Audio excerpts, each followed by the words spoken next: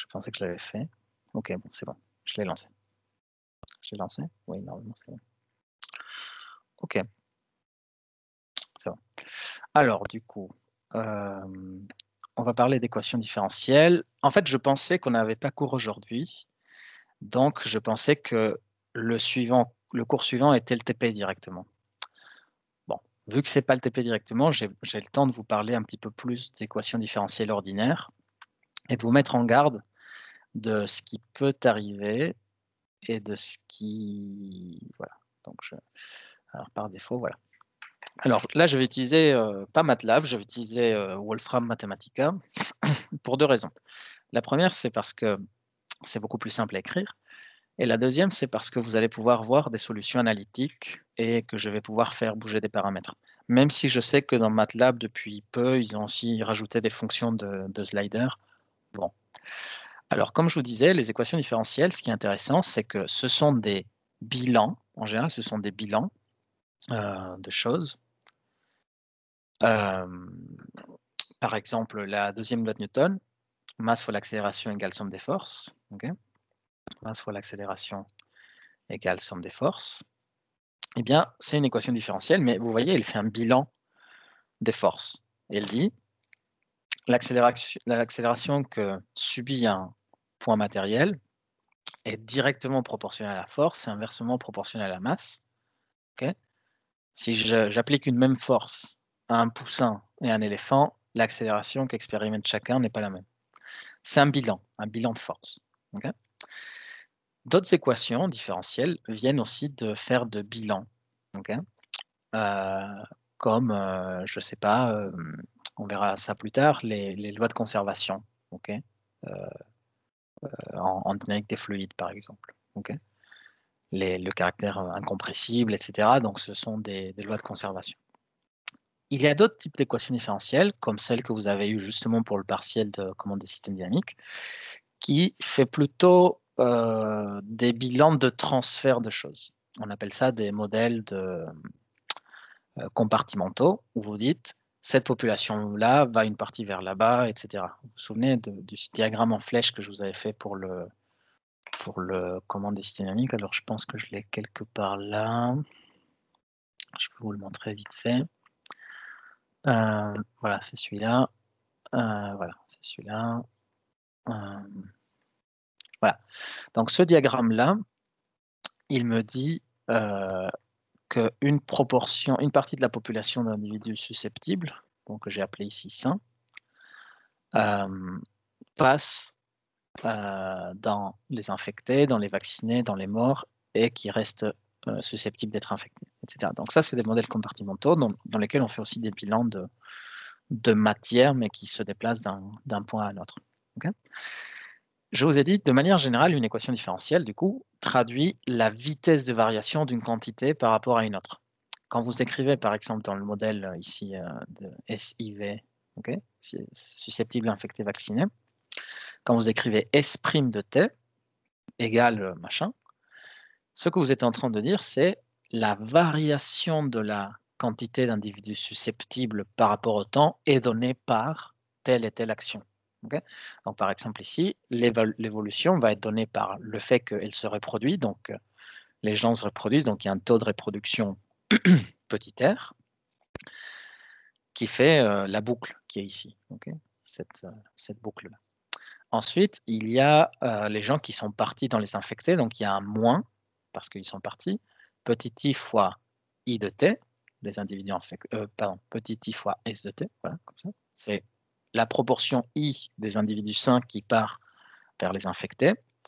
Il y a aussi une proportion petit v des individus sains qui part vers les vaccinés, et une petite proportion m des individus de S qui partent parce que ils sont morts.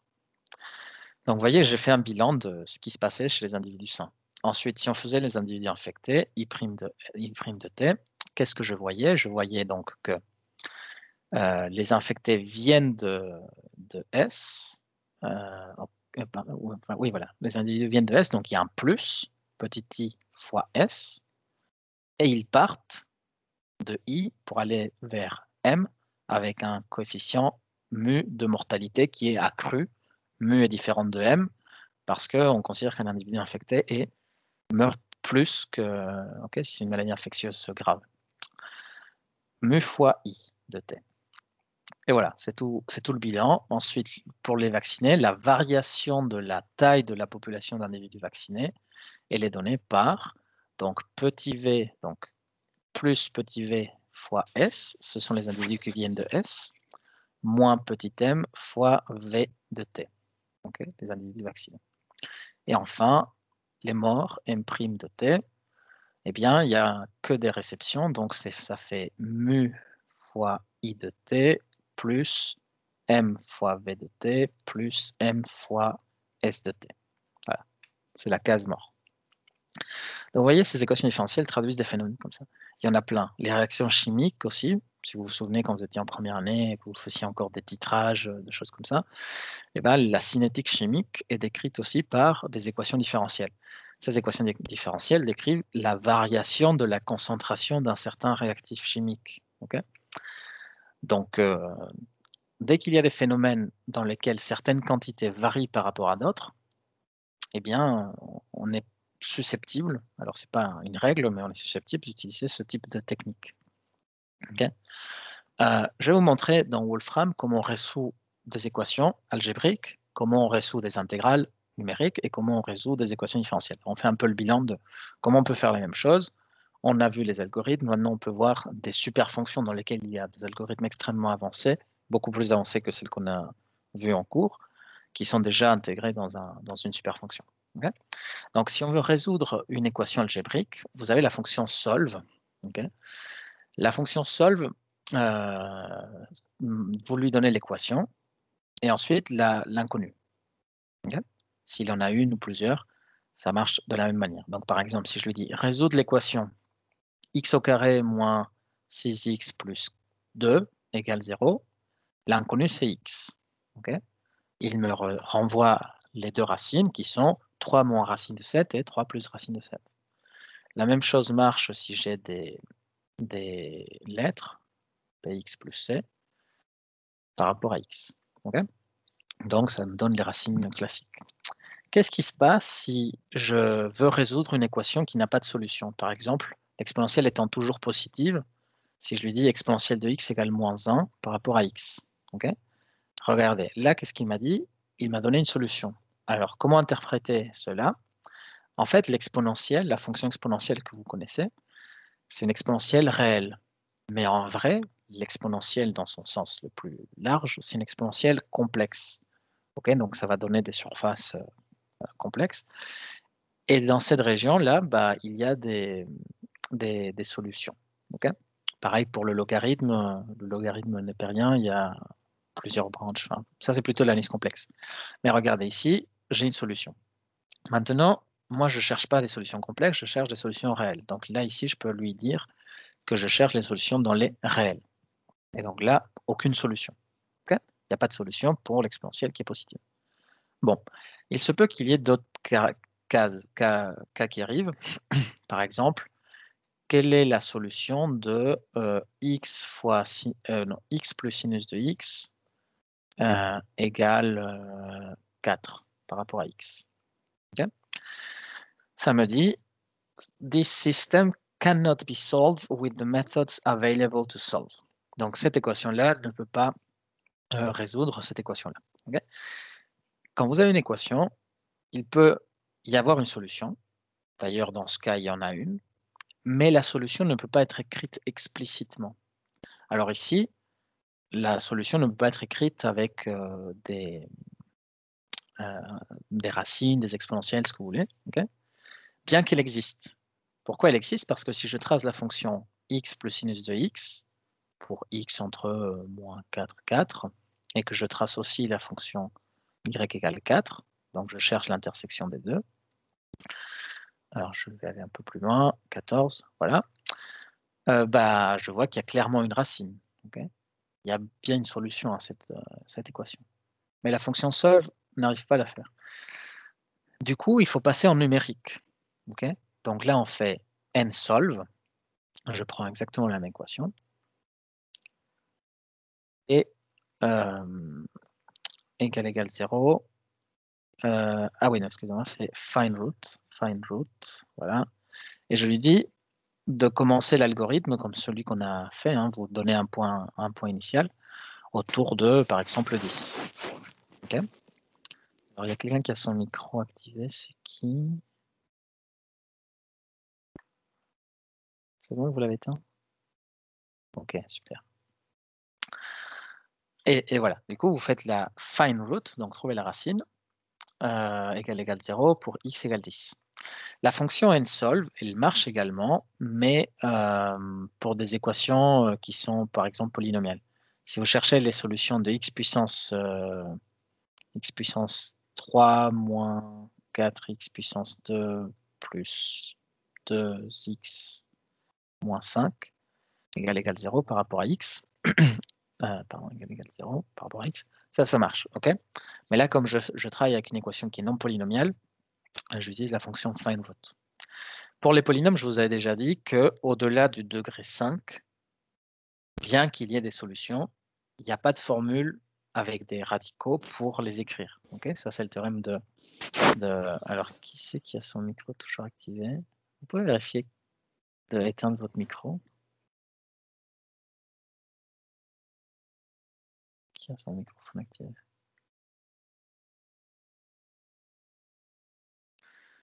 Ok. Bon, et donc du coup, les racines numériques sont celles-là. Okay. Qu'est-ce que j'allais dire? Voilà, donc ça c'est pour la première partie du cours qu'on a faite. Maintenant, on peut voir comment on calcule les intégrales. Okay.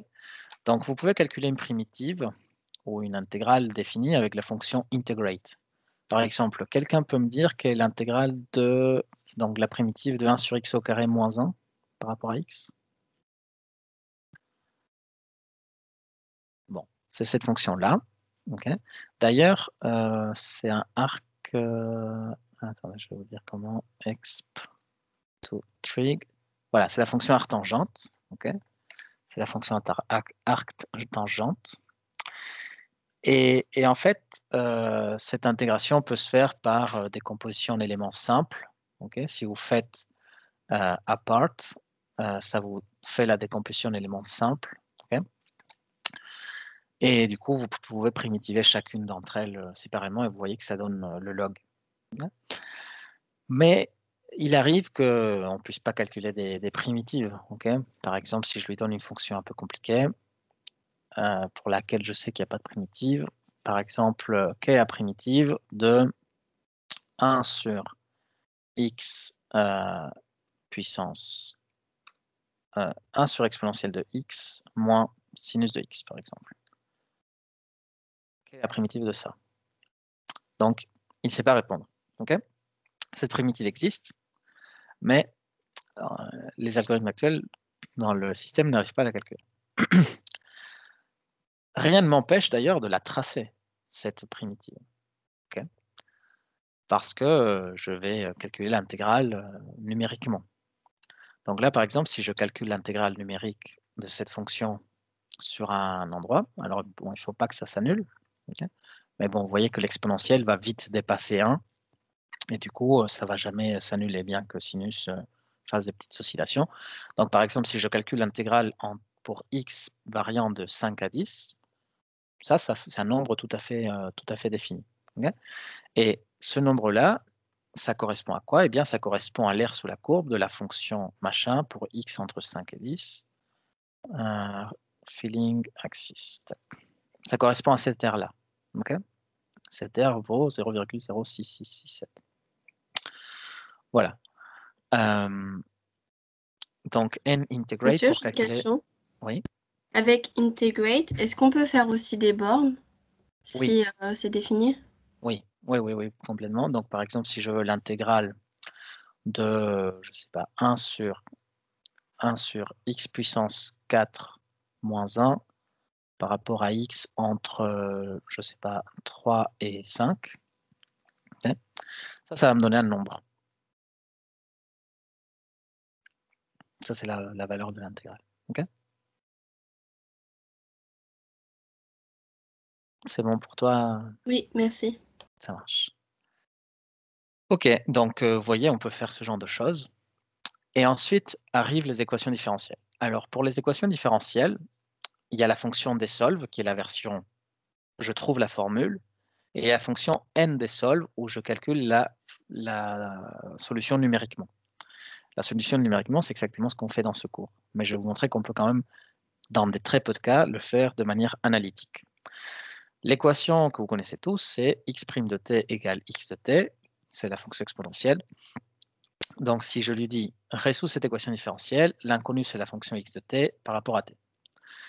Donc, de la variable t. Donc là, il me dit « la solution, c'est la fonction x de t égale constante fois l'exponentielle de t ».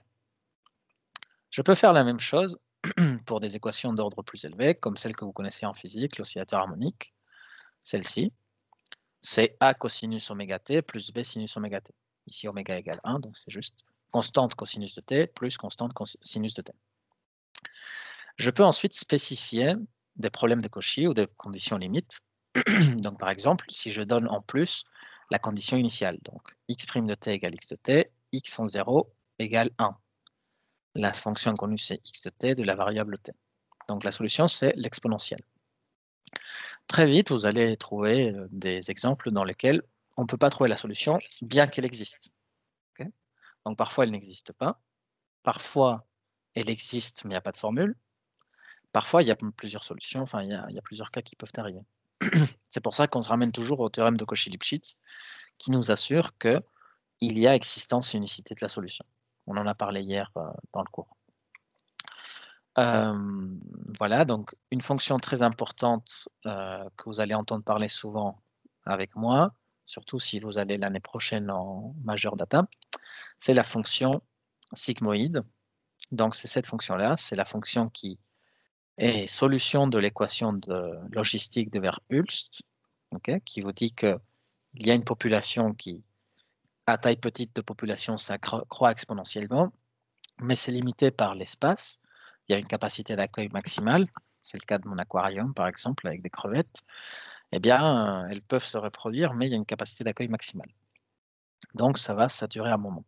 Cette solution, qui s'appelle donc la fonction sigmoïde ou logistique, elle est très utilisée dans les réseaux de neurones comme fonction d'activation. Okay. Donc c'est la fonction exponentielle de t sur 1 plus exponentielle de t. Ça s'appelle sigmoïde parce que c'est une fonction en forme de S, c'est celle qu'a trouvé votre collègue hier en faisant le truc sur MATLAB. Il a été gentil de vous envoyer les corrections. Et donc, c'est cette fonction-là. Vous voyez, ça fait une sorte de S. Et c'est la fonction d'activation. Donc voilà. On peut résoudre des systèmes d'équations comme des systèmes d'équations différentielles aussi. Donc si je reviens avec la fonction solve, vous vous souvenez, j'avais hier donné l'exemple du cercle. Donc ça, c'est l'équation du cercle et je veux l'intersecter avec l'équation de la parabole. Donc, je donne les deux équations. Je dis que les inconnus, c'est x et y. Et ça me donne les coordonnées des points solutions. Donc, il y en a deux solutions réelles, deux solutions complexes. Je peux tracer ces lieux géométriques avec la fonction contour plot pour x entre moins 5,5 et y entre moins 2,2. Okay. Donc ça, c'est mon cercle. Alors, on ne dirait pas que c'est un cercle, ça c'est à cause de l'aspect ratio qui n'est pas égal à 1. Ça, c'est bizarre. Attendez.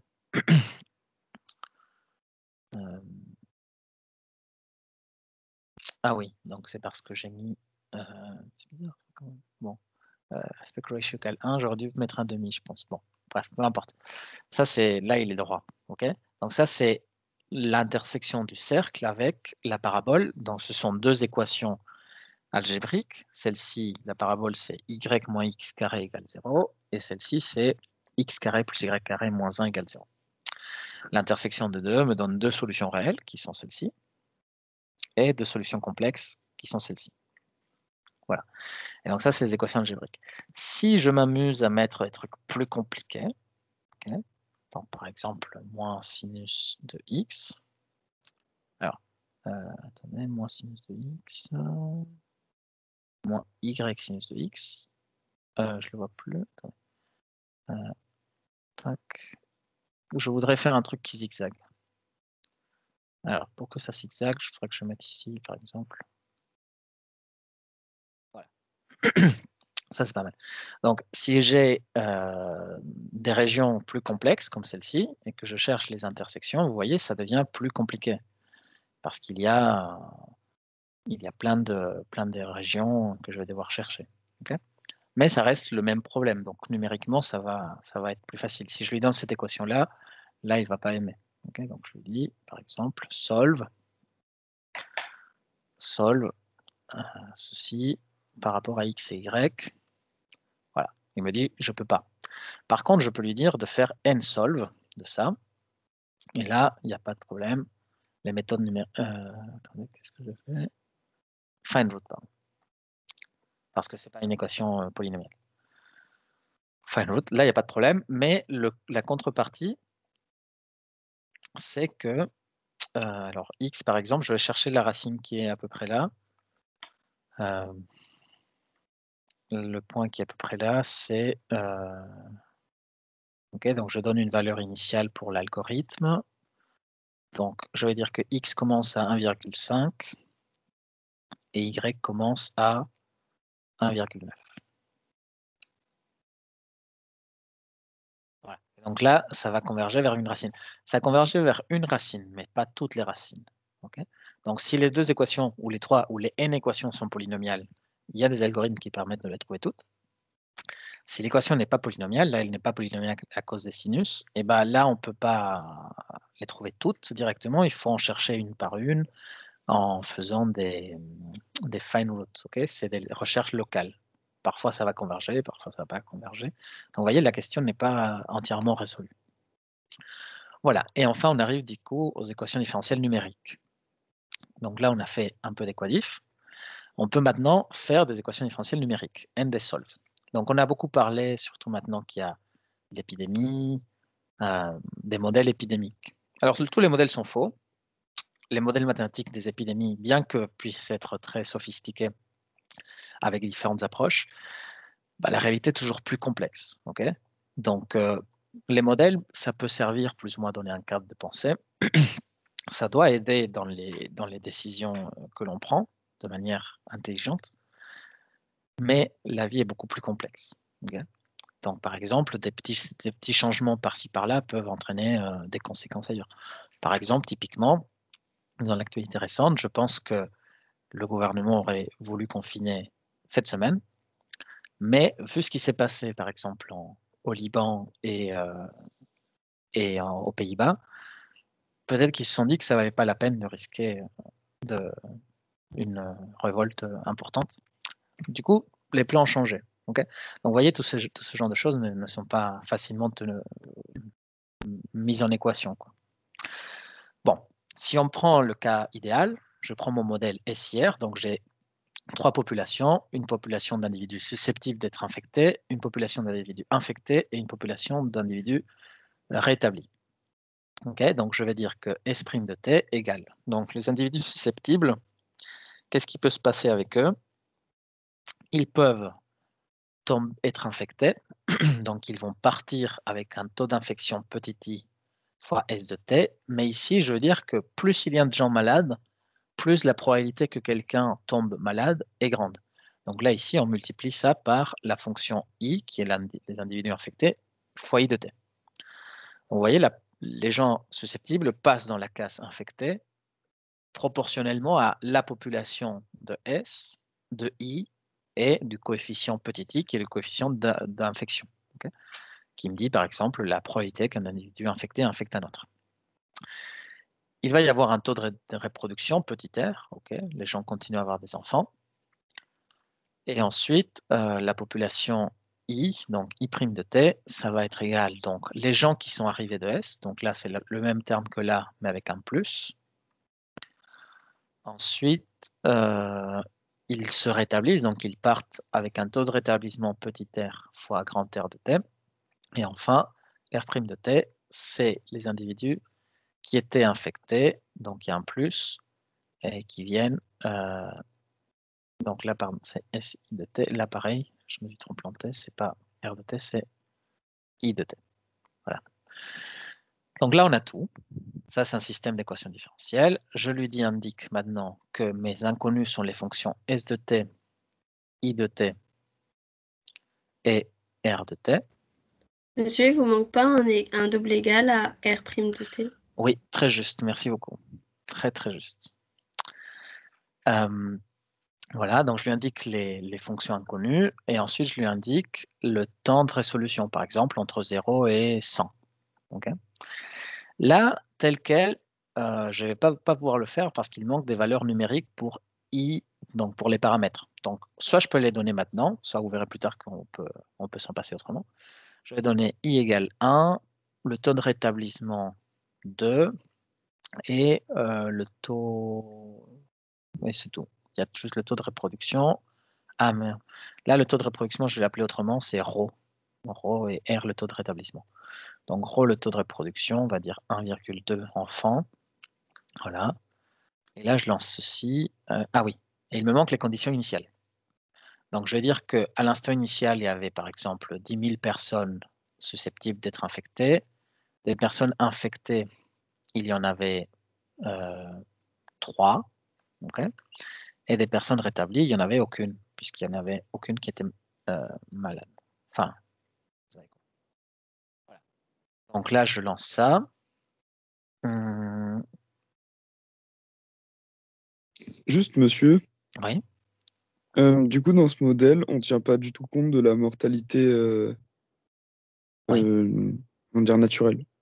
Non, mais on peut rajouter ici un moins M S de t. Ça serait le taux de mortalité. Okay. Donc là, par exemple, M égale, je ne sais pas, 0,3. Okay.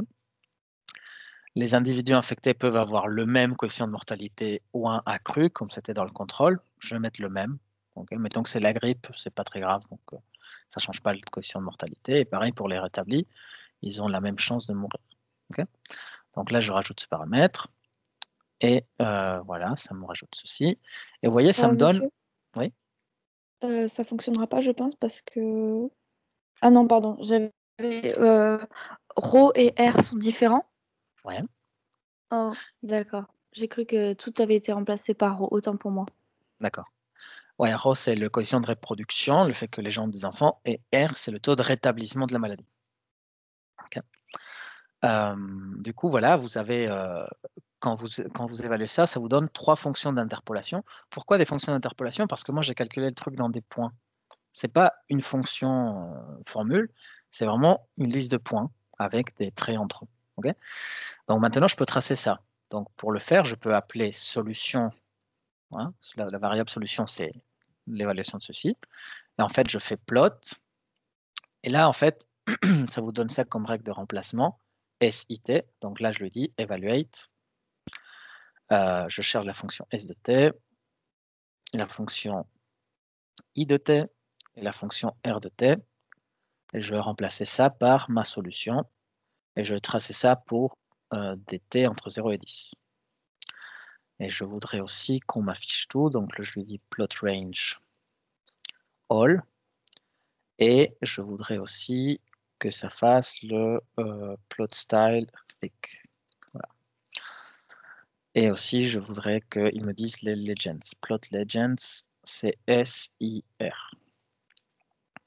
Voilà. Alors, ça, c'est le nombre complexe I, c'est pour ça qu'il le met en petit. Voilà, SIR. Les susceptibles, les individus infectés et les individus rétablis. Alors là, ce qui se passe aussi, on ne voit pas le pic d'infection. Enfin, si on le voit, mais on le voit très vite, c'est parce que I est très grand. Donc I, je vais le diminuer un peu, je vais le mettre à 0,1. Voilà. Qu'est-ce qu'il y a d'autre? Les infectés, peut-être que je peux en mettre un peu plus. Et, ah oui, c'est surtout le taux de rétablissement, je vais mettre à 0,5. Et le taux de reproduction aussi, il est peut-être un peu élevé. Bon, peu importe, je vais vous montrer maintenant un truc un peu plus sophistiqué. Bon, là, j'ai donné des valeurs des paramètres. J'ai trouvé la solution. Et j'ai mon graphique de mes populations. Mais si je veux changer les valeurs de paramètres, il faut que je vienne manuellement le faire. Ça me fatigue un peu. Donc, ce que je vais faire, c'est utiliser la fonction manipulate. Donc la fonction manipulate, elle vous permet de prendre un paramètre et voir son influence sur n'importe quel objet. Donc par exemple ici, je trace la fonction la fonction sinus d'oméga t entre 0 et 10, et je vais faire bouger le paramètre oméga entre 1 et 5. Okay, donc là, vous voyez, j'ai un slider. Si je fais bouger ce paramètre, bah, je vois l'influence du paramètre. L'idée, c'est de faire la même chose, mais avec les coefficients de mon modèle pour voir quelles sont les influences sur les courbes. Okay, donc, ce que je vais faire, c'est utiliser la fonction ndSolve paramétrique ndSolve value, parce que comme ça, j'ai les paramètres. Je ne sais jamais comment on utilise cette fonction, donc je vais à l'aide je vais à la documentation de la fonction, voilà. Je le mets ici à droite. Juste, monsieur, une question sur le système que vous avez mis, SIR. Si on avait choisi un temps de t très spécifique, c'est-à-dire t égale à 1, par exemple, est-ce qu'on n'aurait eu qu'une seule valeur? Tu veux dire, au lieu d'avoir bizarre. toute la fonction, juste une valeur? Oui, au lieu d'avoir Ouais. cette interpolating function. Oui, en fait, l'avantage de la fonction d'interpolation, c'est que c'est une fonction numérique, mais une fonction quand même. Donc, on peut l'évaluer en un t souhaité. D'accord, ok, merci. Okay, donc, je vais vous montrer ça tout de suite. Alors là, ici, donc, je vais utiliser la fonction paramétrique ndSolve value. Je vais reprendre mon modèle, tel que je l'avais ici, donc avec ses conditions initiales, ses inconnus et le temps de résolution. Voilà, donc là, je rajoute ça ici. Et ce que je vais dire, c'est que je vais leur donner un nom, par exemple, à mes solutions. Donc, je vais appeler ça S solution, I solution et R solution. Okay, donc, je vais avoir 3 fonctions que je vais pouvoir évaluer où je veux et tracer, etc. C'est la paramétrique ndSolve value, des équations différentielles. Alors, très souvent aussi, on a en mémoire dans le programme des choses que l'on n'a plus besoin. Donc, n'hésitez pas à effacer la mémoire avec la commande clear. Clear global, ça efface toute la mémoire. Donc là, typiquement, les paramètres que j'avais associés à des chiffres, là, tout est parti. Donc, je fais paramétrique ndSolve value, les équations différentielles, les conditions initiales. Là, je veux dire que les fonctions inconnues sont les fonctions S, I et R. Donc, j'enlève les trucs de T pour pouvoir les avoir vraiment en tant que fonction et non pas juste comme règle de remplacement. Et ensuite, je donne le temps de résolution et enfin la liste des paramètres. Là, ici, les paramètres, c'est le taux d'infectiosité petit i, le taux de reproduction ρ, le taux de mortalité m et le taux de rétablissement petit r. Voilà. Okay. Et donc, c'est bon. Donc, j'évalue. Quoi? Alors, attendez, je pense que c'est parce que... Tac. Oui, c'est ça. Ça. Donc, ça, je vais l'appeler solution complète, par exemple. Sol complète égale ça.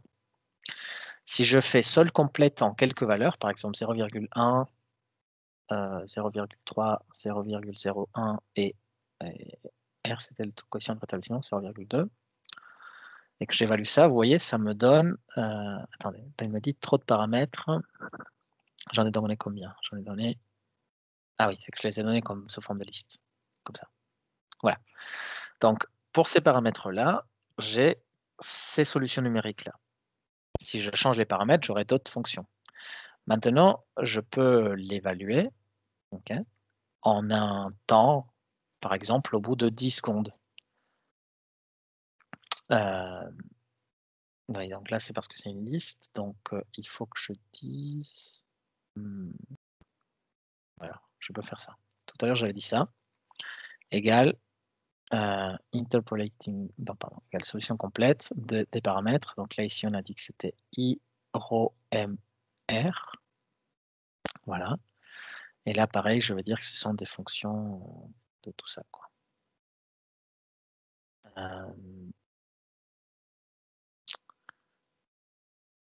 En fait, ouais. En fait, si c'est bien comme ça, mais je vais y aller plus compliqué. Tac. Donc, je dis que solution égale ça.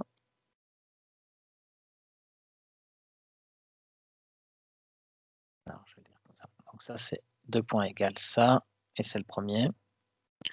Ensuite, lui, ça va être 2 points égale ça, et c'est le deuxième. Et ça, c'est 2 points égales, et c'est le troisième. Voilà. Ensuite, tac,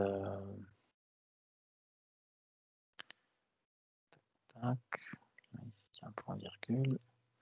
OK. Et donc là, je rajoute les underscores parce que c'est une fonction. Voilà. Donc ça, c'est bon. Donc là, je copie ça. Je le colle là. Voilà. Là, c'est bon. Du coup, par exemple, si je fais S-sol de certains paramètres, comme j'avais tout à l'heure, donc 1, 2, 3, 4, ça me donne une fonction, la fonction S. OK. Maintenant, je peux les tracer en faisant le manipulate. Donc, je fais manipulate, plot de mes 3 fonctions, S-sol, I-sol, machin. En fait, j'aurais dû les garder sans... Plot de la fonction. Donc, plot de la fonction S-sol de ça, I-sol de ça et R-sol de ça. Voilà. Et je fais ça pour... Ah oui, ça c'est évalué en T. Ça aussi, c'est évalué en T. Et ça aussi, c'est évalué en T. Et je fais ça pour T entre 0 et 10. Voilà. Et ensuite, je fais manipuler mes paramètres. Donc, je dis par exemple que le coefficient d'infection, il va par défaut être à 1. Et il va pouvoir varier entre 0,1 et 2. Okay. Alors, en fait, je vais le mettre plutôt à 0,2. Je vais le faire varier entre 0,01 et 1. Voilà. Je fais la même chose pour les autres. Donc là, je dis que le paramètre ρ va varier. Par défaut, il va être à... Ça, c'est le taux de reproduction, on va dire 0,1. Ensuite, le taux de mortalité, petit m, il va être à 0,01 ou 0,5. Voilà. Et enfin, le coefficient de rétablissement va être par défaut à 0,25. 0,15. 0,9. Voilà, comme ça. Voilà. Donc, quand je vais évaluer ça, vous voyez, j'ai plusieurs sliders que je peux faire bouger pour voir quel est l'effet de chaque paramètre sur la courbe. Alors, pourquoi ici le ρ, on dirait qu'il n'y a pas d'influence? Il est bien là. Pourtant, il est bien là dans les paramètres. Ah, il y a aussi l'influence des paramètres des conditions initiales. Regardez, je vais le mettre à 1000. Tac. Il y a aussi l'influence des paramètres des conditions initiales. J'aurais pu changer ça. Donc, voilà. Il faut un coefficient d'infectiosité plus petit. Je vais le mettre à... Je vais le mettre à 0,05. Encore plus petit. Encore plus petit. Voilà. Donc, vous voyez ici, alors là, qu'est-ce qui se passe? La bleue, c'est les individus susceptibles. Donc, les individus susceptibles diminuent parce que les gens tombent malades. Et ensuite, ils se rétablissent petit à petit parce qu'ils guérissent. Okay, donc là, si je trace en plus les plot legends, comme j'avais fait tout à l'heure, je vais recopier ce morceau de code. Voilà, donc on a bien tracé SI et R. Donc là, ici, virgule ça. Voilà. Les infectés, vous voyez, là, on voit bien le pic épidémique. Les infectés, c'est le jaune. Là, ici, c'est le pic. Okay, c'est le nombre maximal de personnes infectées en même temps. Et après, ça diminue parce que les gens se rétablissent petit à petit. C'est le vert. Okay, là, vous pouvez voir du coup quel est l'impact du taux de reproduction, du taux de rétablissement. Si les gens se rétablissent très très vite, qu'ils tombent malades mais qu'ils se rétablissent très très vite, eh bien, ça fait ça. Okay, on voit les courbes un petit peu s'inverser. Si le taux de mortalité est très élevé, donc que les gens meurent vite parce que c'est une maladie très... Enfin, là, ici, il n'y a pas de mortalité accrue, mais que dans la population, tout simplement, il y a une mortalité accrue, ben, on voit ces effets-là.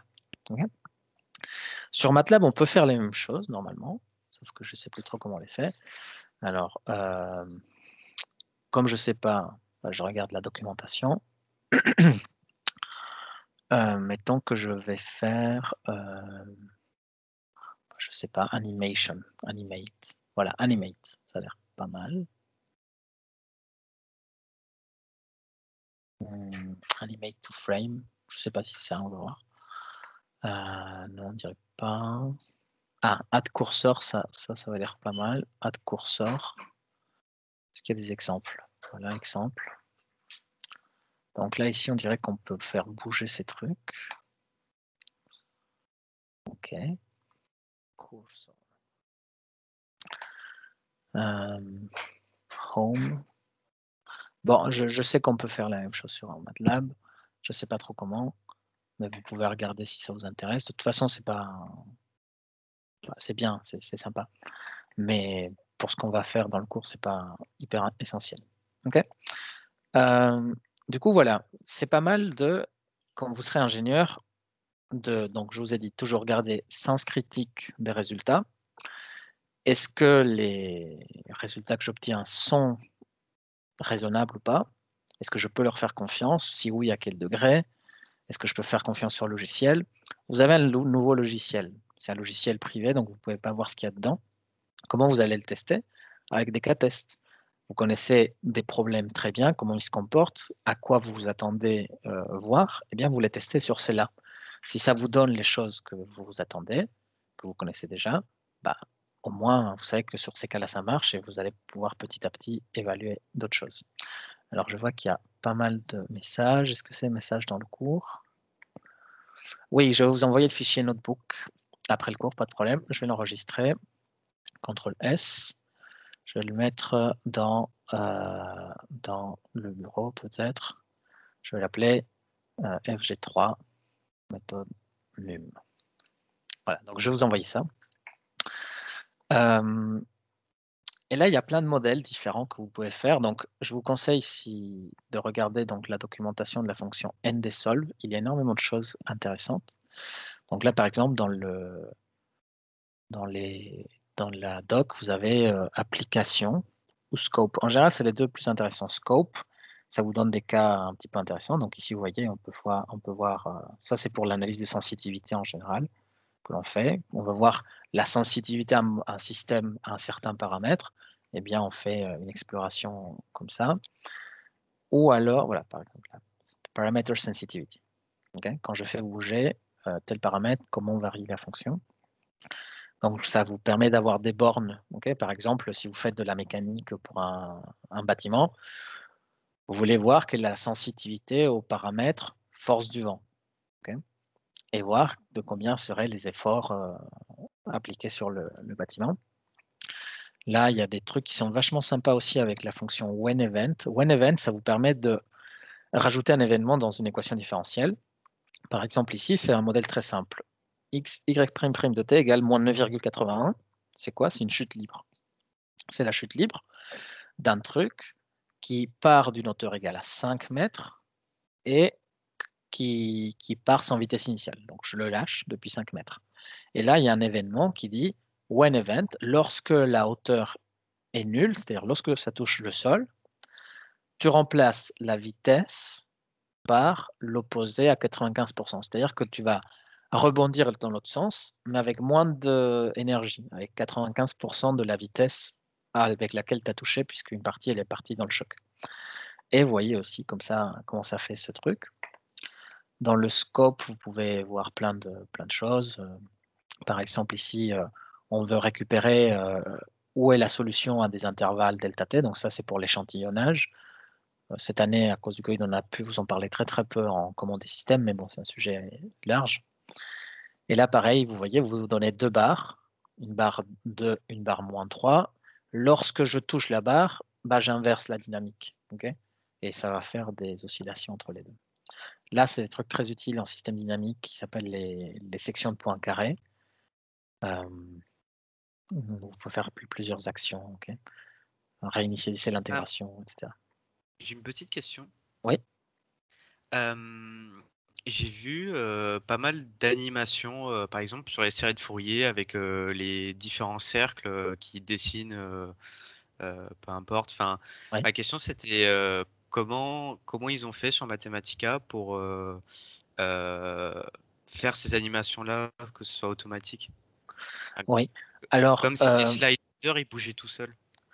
oui, ça, c'est une propriété de slider qui s'appelle autorun. Donc, si tu vas voir la fonction manipulate, il y a des options. Il y a plein d'options, hein. Et il y a une option qui s'appelle autorun sequencing, auto action. Et donc, plusieurs fonctions comme ça font que dès qu'on arrive dans le truc, ça tourne tout seul. Après, il y a aussi une fonction qui s'appelle export, qui permet d'exporter une animation de quelque chose. Alors, par exemple, je vous fais l'exemple. Je fais plot de la fonction sinus de oméga t pour t entre 0 et 10. Ouais, 0 et 10, c'est pas mal. Et je fais un table de ça en faisant varier oméga de 1 à 5 par pas de 0,1. Si je fais ça, ça va me donner plein de graphes comme ça. Bon, à partir de là, ce que je peux faire, c'est un list animate. Alors, c'est mieux de le faire list animate par rapport à manipulate pour des raisons de temps de calcul, mais on pourrait le faire avec manipulate aussi. Donc là, ici, ça me fait cette animation. Donc tu vois, directement, elle tourne toute seule. Je n'ai pas fait clic. Et si je veux, je peux exporter ça. Donc par exemple, je lui dis export. Je vais l'appeler animation.mp4 ou .mov ou ce que vous voulez. Voilà. Donc là, il était en train de l'exporter.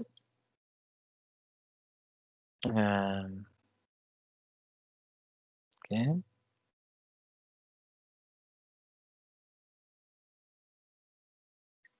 Bon, ça fait l'exportation. Et au bout d'un moment, ça va finir. J'ai mis combien de pas? Entre 0, 1, de 1 à 5. J'ai mis 10, j'ai mis 50 images.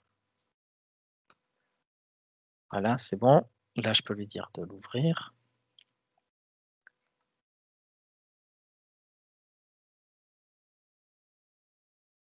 Voilà. OK. Et là, j'ai la petite vidéo. Bon, après, on peut faire des choses beaucoup plus détaillées avec des choses, mais c'est une façon de faire. Et puis, pour le truc très précis dont tu parles, il y a plusieurs petits cercles. Donc, en fait, pour faire l'animation de chacun des cercles, c'est avec des courbes paramétrées. C'est des parametric curves, parametric plot. Par exemple, si je fais la fonction cos de t, sinus de t, hein, donc à chaque instant de temps, mon x c'est cosinus et mon y c'est sinus. Est-ce que quelqu'un peut me dire qu'est-ce que c'est comme forme géométrique?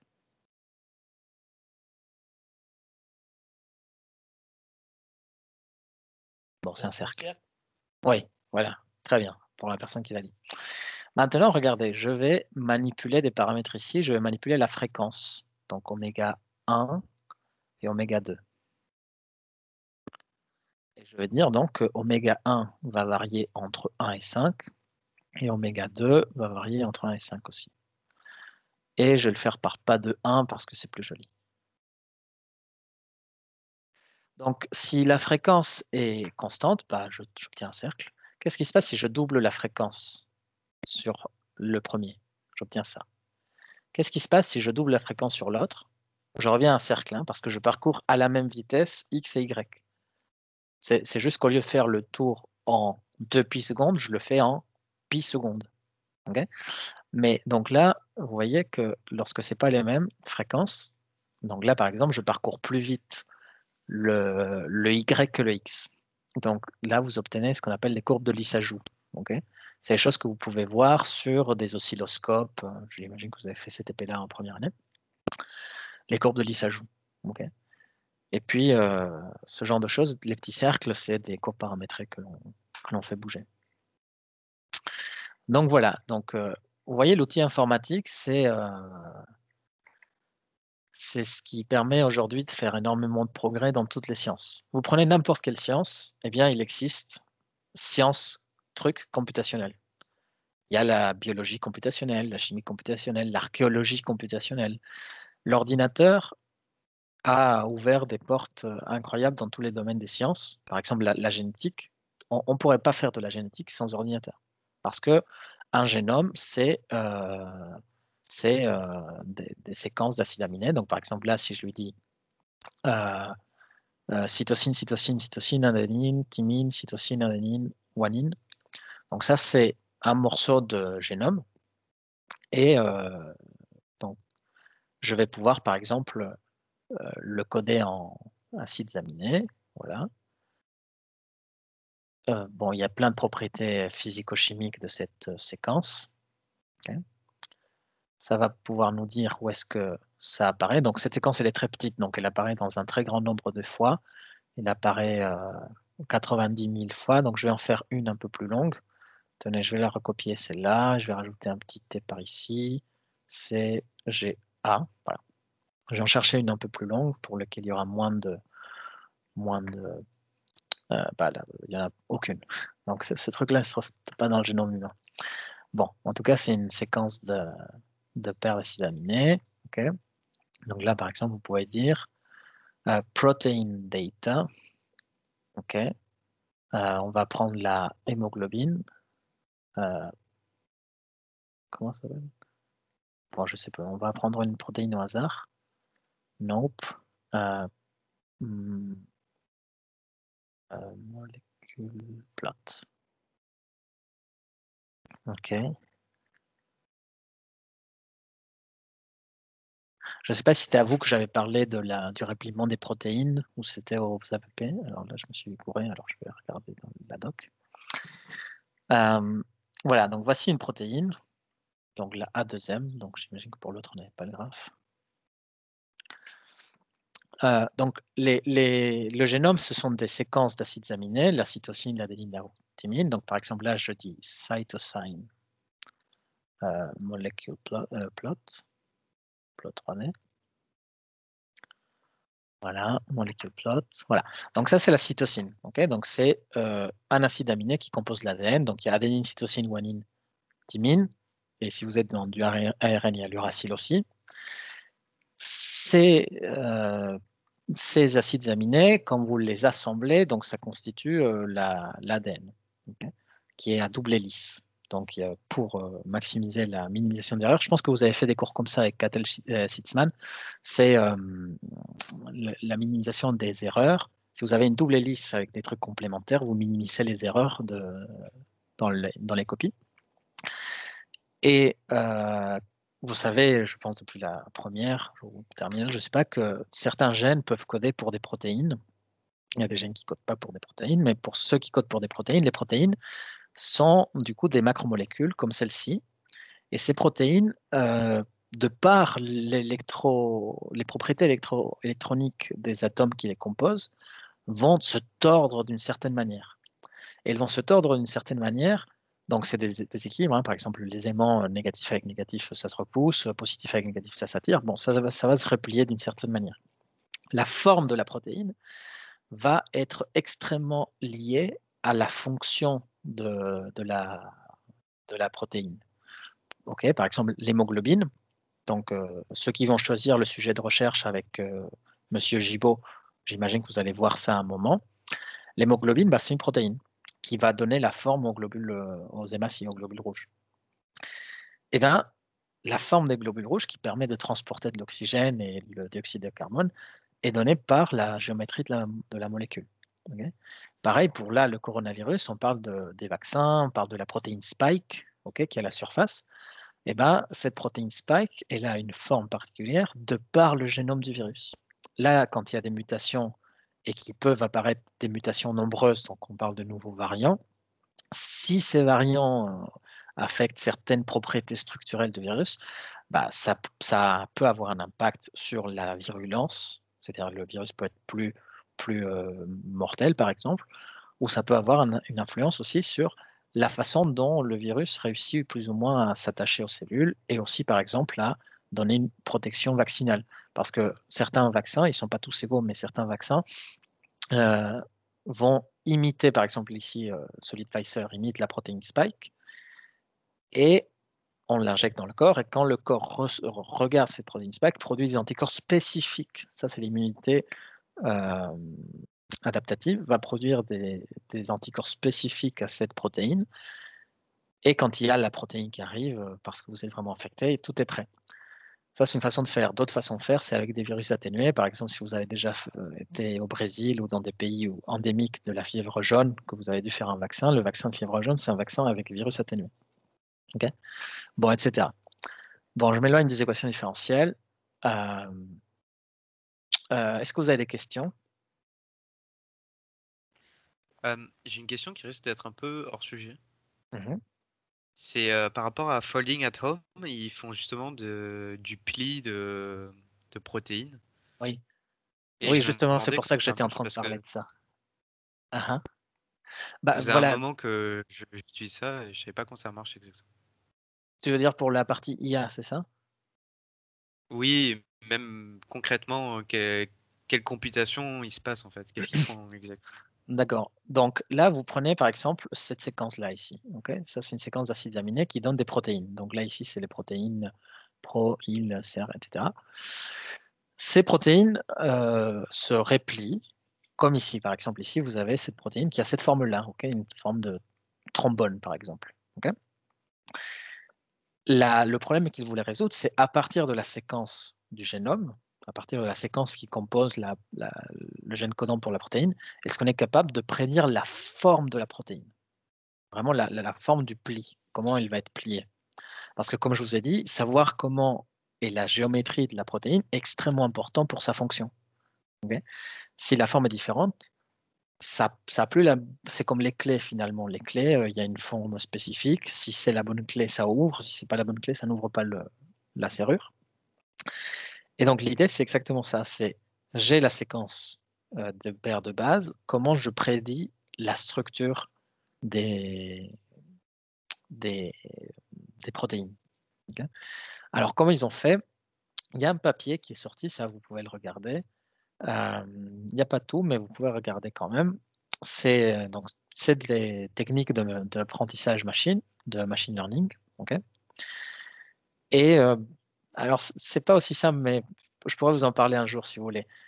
Il y a plusieurs types d'apprentissage. Il y a par exemple l'apprentissage par renforcement, il y a l'apprentissage supervisé, non supervisé. Enfin, et pour chacun, il y a plusieurs algorithmes. Ben là, ici, en l'occurrence, c'est de l'apprentissage supervisé, dans lequel vous savez comment certaines protéines sont, et à partir de ça, vous voulez extraire un peu des règles de comment ça se comporterait dans d'autres cas, en espérant que ces règles soient précises. C'est un peu comme connaître quelqu'un. Finalement, connaître bien quelqu'un, c'est pouvoir dire comment il va se comporter lorsque une situation X. Vous connaissez très bien vos parents, et vous savez que si vous faites telle chose, ils vont réagir de telle manière.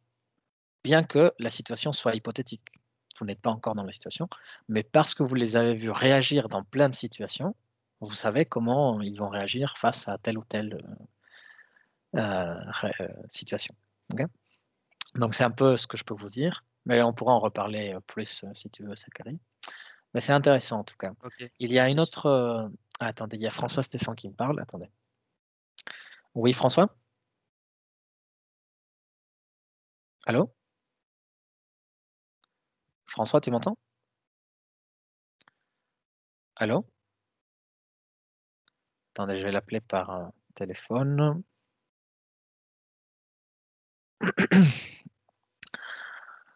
Bon, si vous avez d'autres questions, vous pouvez les mettre dans le chat ou les dire. Qu'est-ce que Mathematica ne peut pas faire? Plein de choses, Nicolas. Il y a plein de choses que malheureusement Mathematica ne peut pas faire.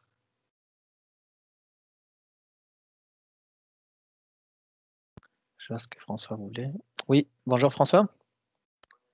Oui.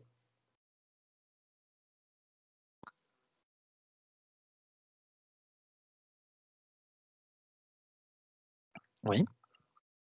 Oui. Oui, alors le 19 février. Alors, tac, tac, tac, je regarde vite fait. Oui.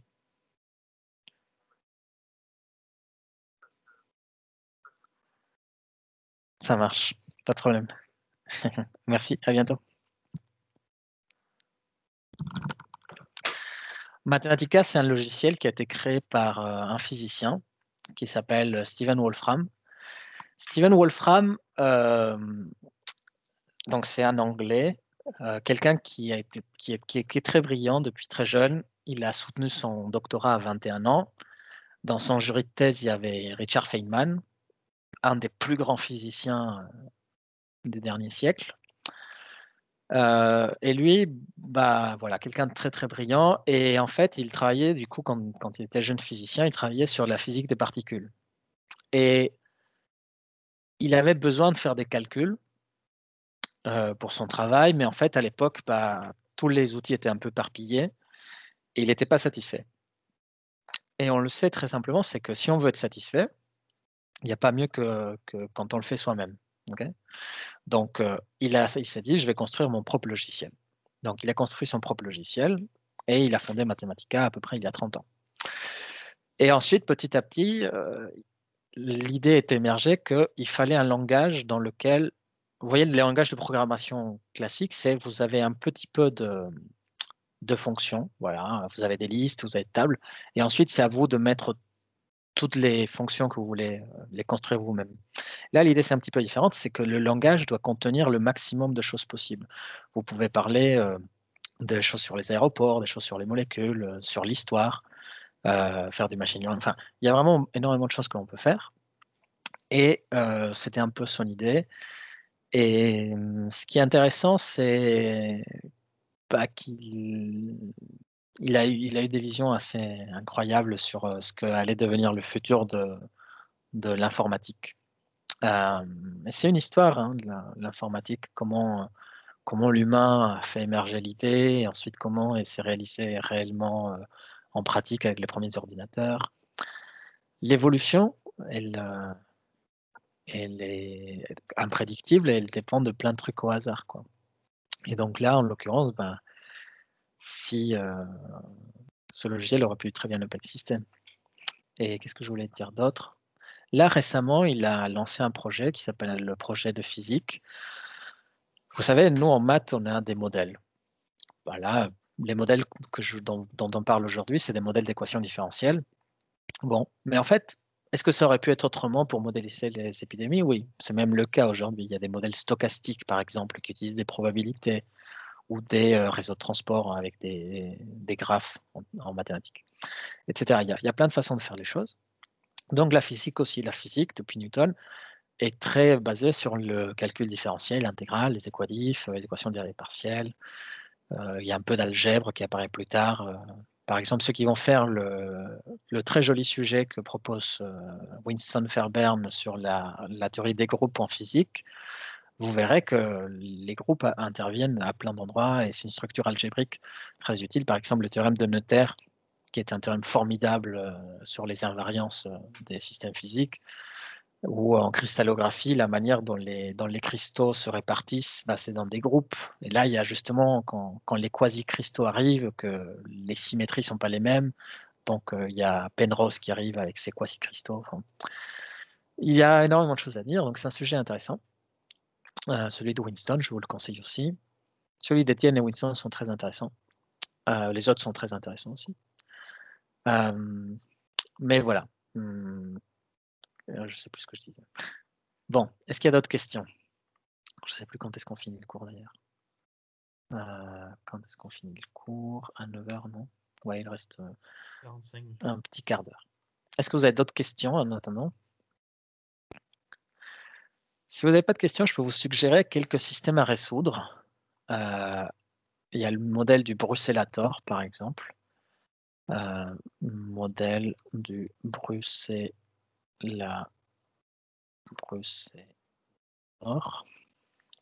Voilà. Donc, c'est un modèle théorique pour des réactions autocatalytiques. Donc, la catalyse, c'est l'accélération de la cinétique chimique. Auto, c'est soi-même. Donc, ce sont des réactions qui s'auto-accélèrent. Okay, donc, le modèle du bruxellator a été proposé par Ilya Prigogine, donc, de l'université, et ses collaborateurs de l'Université libre de Bruxelles. Et c'est des réactions de ce type. Donc, vous avez un produit A qui donne X. Si vous faites 2 molécules de X plus une de Y, ça vous donne 3X. B plus X donne Y plus D et X donne D. Donc, vous pouvez faire un graphe de ça, un peu comme j'ai fait avec les systèmes SIR. Là. Okay, bon, je sais pas, ça, là. Vous pouvez faire un truc comme ça. Et c'est un système d'équadif. Okay, donc les équations différentielles sont celles-ci. Vous pouvez les résoudre sur MATLAB ou Mathematica comme vous voulez, et vous allez voir ces graphes ici. Okay, et là, c'est les chroniques, donc les courbes au cours du temps, et là, c'est le portrait de phase. Alors, le portrait de phase, bah, tenez, je ne l'ai pas fait tout à l'heure, donc je vais le faire. C'est lorsque vous tracez la courbe paramétrée de la solution. Donc là, ici, voilà. Là, ici, au lieu de faire un plot, je fais un paramétrique plot 3D. Paramétrique plot 3D. Voilà. Et j'ai un point qui a 3 coordonnées, S, I et R, dans l'espace.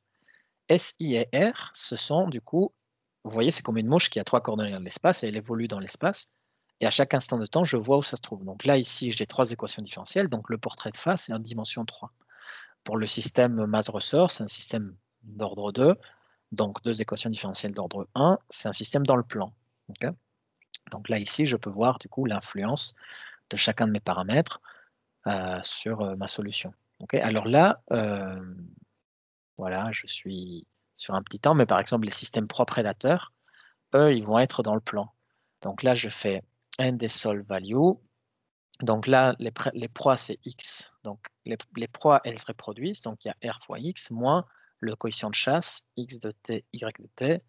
Et ensuite, y' de t égale la coefficient de mortalité moins petit m fois y de t, plus le fait que la chasse les alimente, y de t. Voilà. Les fonctions inconnues, c'est x et y. Et je fais ça pour un temps entre 0 et 10. Voilà. Et il me manque les conditions initiales. Okay, donc ça, c'est les trucs. Ensuite, il y a les conditions initiales. Donc x en 0 égale x0, y en 0 égale y0. Voilà.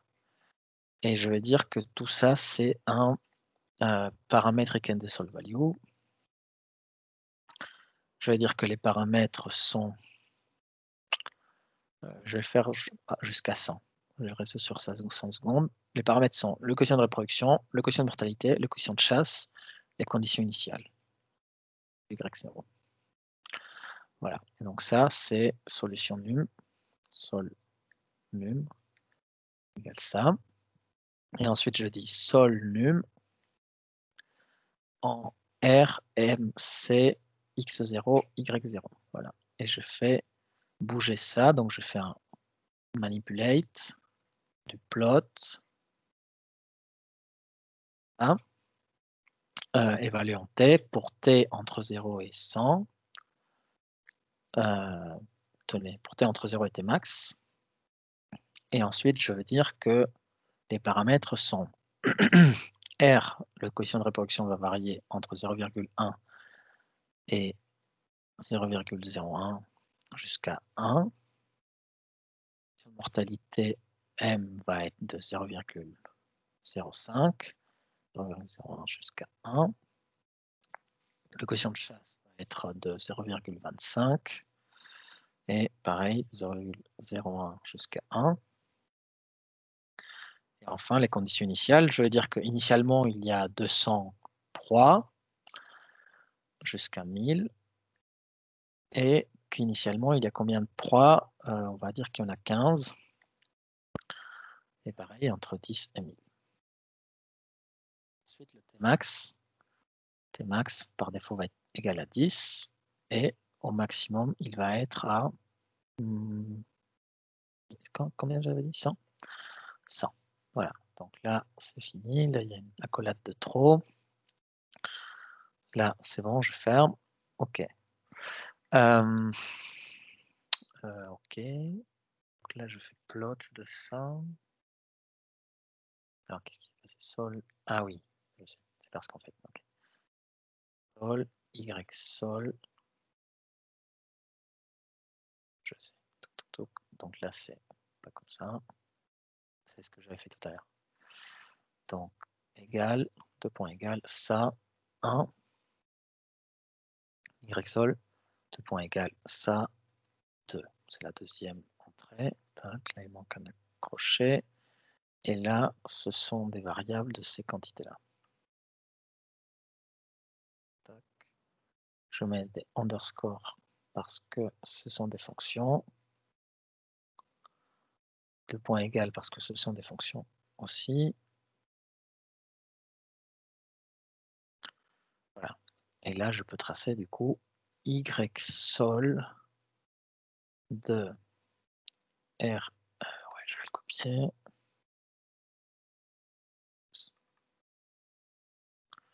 Tac.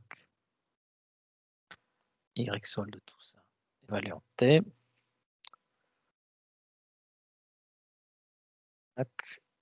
Et X sol de tout ça évalué en T. Donc là, c'est bon. Je ferme la collade ici. Voilà. Et là, ça devrait être bon. Alors, qu'est-ce qui se passe? Y sol. Ah, j'ai mis un S majuscule. Voilà. Et Tmax entre. Voilà, je vais dire aussi entre 10 et 100. Voilà. Donc là, je vais. Ça, c'est le taux de mortalité des loups. Le quotient de chasse, voilà. Il ne faut pas qu'il soit trop élevé, sinon ils mangent tout d'un seul coup. Donc là, ici, ça, c'est les proies. Donc il y avait 200 lapins. Ils sont mangés par les loups. Les loups, comme ils mangent, ils peuvent se reproduire plus. Mais à un moment, il y a trop de loups et peu de lapins. Donc les loups commencent à mourir. Les lapins sont toujours présents, mais en petite quantité. Et au bout d'un moment, ça peut repartir. Alors, voilà. En fait, il faut que j'aille jusqu'à 1000 peut-être. Je vais aller jusqu'à 1000. Comme ça, on verra bien. Donc là, voilà. Et là, ici, jusqu'à 1000 aussi. Et je vais mettre le plot range à quelque chose de fixe. Plot range, all. Ouais, all. Donc, on a dit le quotient de chasse petit et Tmax. Vous voyez, il y a des phénomènes périodiques qui apparaissent. Ces phénomènes périodiques, vous pouvez les voir dans le portrait de face en dimension 2. Si au lieu de faire ceci, vous faites un parametric plot. Donc là, ici, vous faites parametric plot. Et là, vous voyez le portrait de phase. Et dans le portrait de phase, du coup, vous voyez des courbes fermées qui se referment. Okay, bon, voilà. Ça, c'était tout pour aujourd'hui. Il n'y a pas d'autres questions avant qu'on se quitte?